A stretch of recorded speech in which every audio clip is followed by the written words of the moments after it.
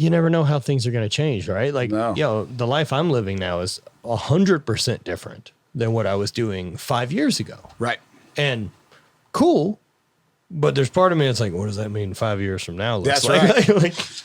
But I think it's one of those things where if you always know, I don't either.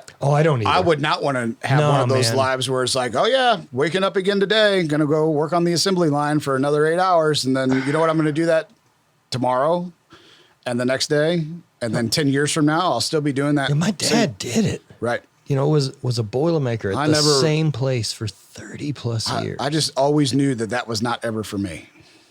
And it's changed in my generation because I remember when I started thinking about having to work for a living, late high school, whatever it is, the idea of getting hired by a place and then having a job for 30 years, I remember being like, that's awesome. Yeah. I didn't have to ever the trades, find a job. Sure.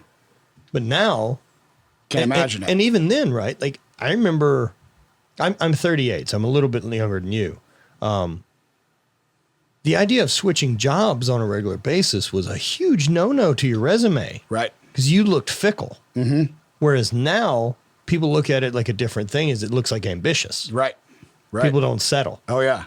Yeah, it's a very different thing than what existed. In my youth, I had bounced around from multiple golf courses, just to work under different people and learn different ways of doing things, right? Because we all know that everybody wants to think that their way is the only way to skin a cat, but it's really not. There's thousands of ways to do it. You have to figure out yours. Right. The one that you hate. The only one that works for you. Yeah, the is one that's going to work. The one you dislike least. Yep. That's for sure.